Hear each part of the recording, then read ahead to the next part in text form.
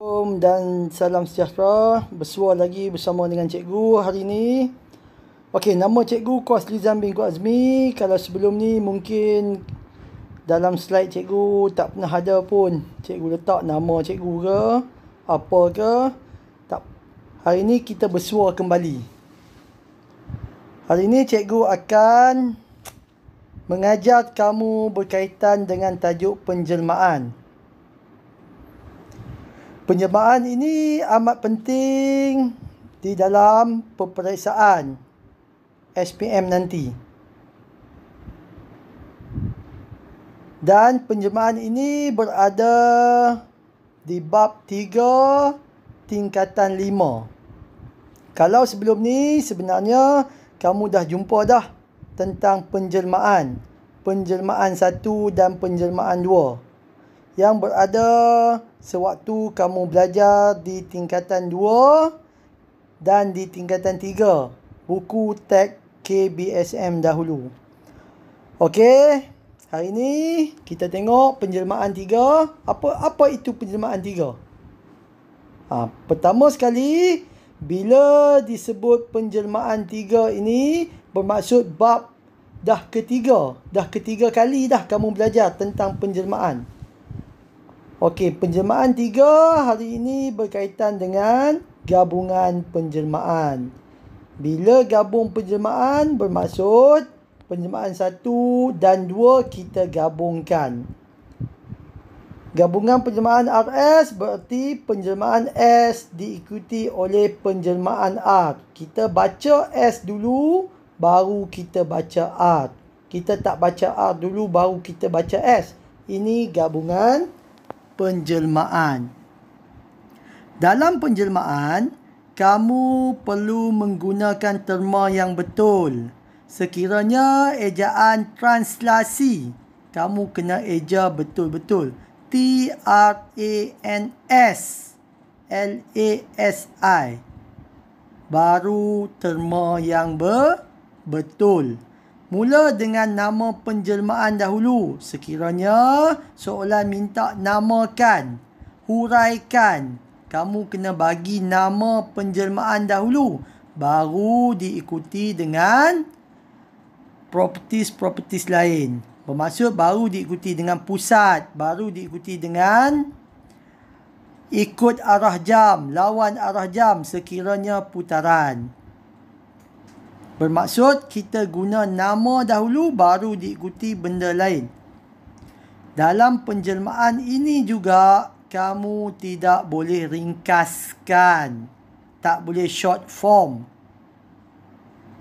Dan untuk mendapat markah yang baik, mesti kamu tulis dengan lengkap. Okey, hari ini cikgu akan membincangkan tentang putaran sahaja. Bermaksud di sini, bila kita tengok balik putaran ini, ramai student yang ada masalah untuk mencari titik putaran ataupun imej putaran sekiranya diberi pusat dan objek. Sekiranya diberi objek dan imej, masalah untuk mencari pusat pun ramai yang masalah. Bila dia bagi objek, dia bagi pusat, nak cari imej pun banyak yang student problem. Okey, sebenarnya untuk mencari imej, sekiranya diberi objek dan pusat, salah satu kaedah yang cikgu gunakan adalah kaedah Nazi, lencana swastika ni. Okey, ini dipopularkan oleh cikgu-cikgu dahulu. Di antara yang memperkenalkan kaedah ini adalah cikgu Nuraini Kasim. Kalau cikgu dahulu, cikgu kamu kenal sangatlah. Kan? Antara guru matematik yang tersohor dahulu. Dan sehingga sekarang lah. Okey, cikgu menggunakan kaedah Nazi. Bagaimanakah kaedah Nazi ini? Okey, kita tengok sikit. Okey, ini bentuk sekiranya diberi objek dan diberi pusat, kita nak cari image. Okey, kamu tengok bentuk elok-elok. Okey, dan kamu salin. Bentuk ini penting. Okey, di sini sekiranya diberi objek. Sekiranya diberi objek yang bulat kuning. Okey, inilah jawapannya. Image. Ini pun jawapan. Ini pun jawapan. Dan di tengah-tengah ini adalah pusat. Warna merah tu. Bermaksud, sekiranya kamu menggunakan kaedah ini. Salah satu kaedah lah. Kamu boleh guna banyak lagi kaedah. Ini cikgu tunjuk kaedah Nazi. Bermaksud, kamu sekali saja kamu buat, kamu dapat ketiga-tiga jawapan. Sekiranya pandai, sekiranya dah boleh buat satu kaki pun dah memadai untuk mencari jawapan. Kita lihat macam mana kaedah lambang Nazi ini berfungsi untuk mencari image di dalam putaran. Okey, sekiranya diberi objek 15, P. Kita tanda P. Dan soalan dia, putaran 90 darjah ikut arah jam pada pusat 23, pusat C. Okey, bila dia bagi objek dan dia bagi putaran, kamu kena tanda pusat. Okey, cikgu tanda pusat warna kuning. Dan seterusnya, kita hendak mencari image. Apakah image P tersebut? Cikgu menggunakan kaedah Nazi ini, kita gerakkan dari objek ke pusat. Okey, cikgu bergerak 1, 2. Bermaksud, dari objek ke pusat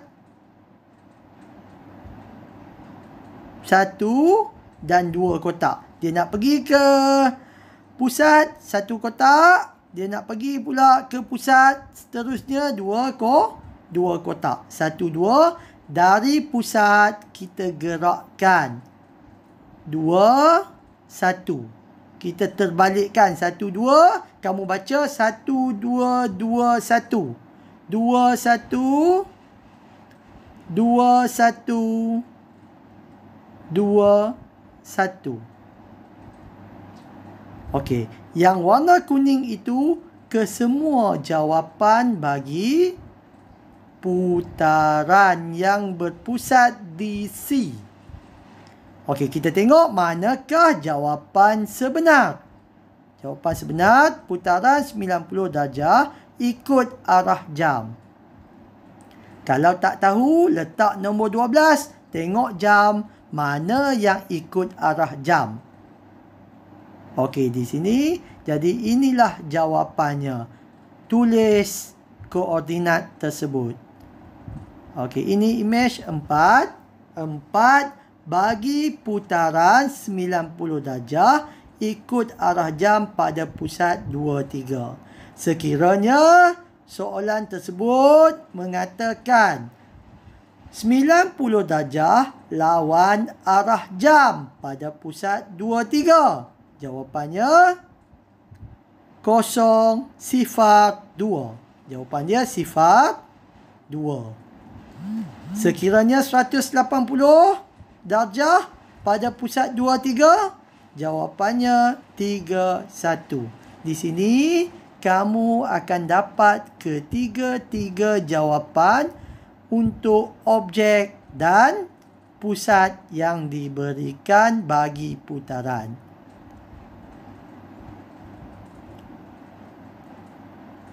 Okey, kita cuba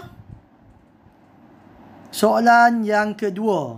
Okey, diberi objek 1, 5, 5 dan putaran pada pusat 4, 2. Tanda dulu pusat 4, 2. Cikgu bagi masa dekat kamu 2 minit untuk kamu tengok saja dan kamu ingat, kamu tulis apakah jawapannya bagi putaran 90 darjah lawan arah jam pada pusat 42.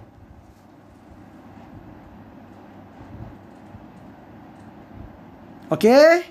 Cikgu harap kamu dah siap. Kita tengok jawapan.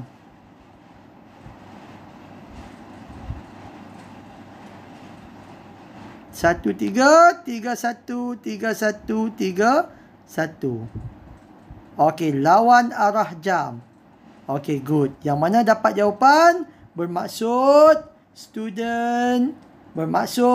kamu sudah faham tentang kaedah Nazi untuk mencari imej sekiranya diberi objek dan pusat untuk putaran.